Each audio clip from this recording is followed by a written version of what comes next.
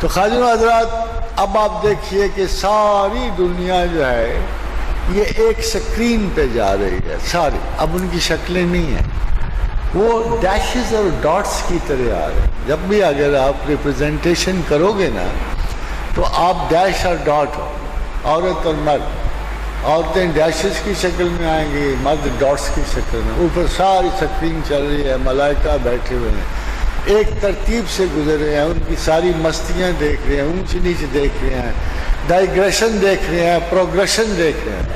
اچانک ایک نقطے میں ایک چراغ جل جاتا ہے، ہلکی سی روشنی آ گئی، یہ پروسیجر میں ہے۔ ملائکہ کہیں اوئے اس نے کیا کیا؟ ایک دفعہ اللہ کا نام لے لیا۔ یہ جو روشنی آئی ہے یہ پروسیجرل روشنی ہے کہ جو شخص بھی اللہ کہے گا اس کی ڈاٹ تھوڑے سے عرصے کے لیے روشن ہو جائے۔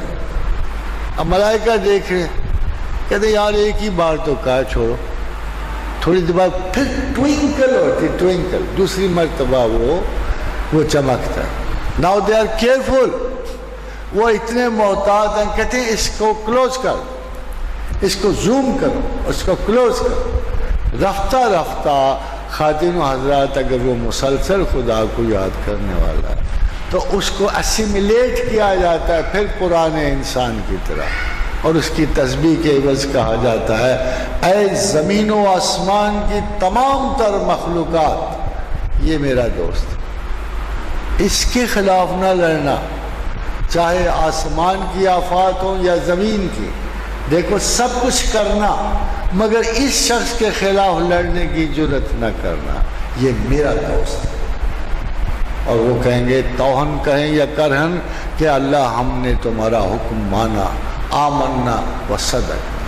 یہ خدا کی یاد کی صفت ہے، یہ اللہ کا حکم قرآن میں اور حدیث میں موجود ہے کہ اے میرے لوگوں، جبریل امین جب آئے خدا کی یاد میں بندوں کو تلاش کرنے والے، ایک محفل سے گزرے، جب اس محفل سے گزرے تو دیکھا کہ کچھ لوگ دو چار تسبیح کریں، کچھ نہیں کر رہے۔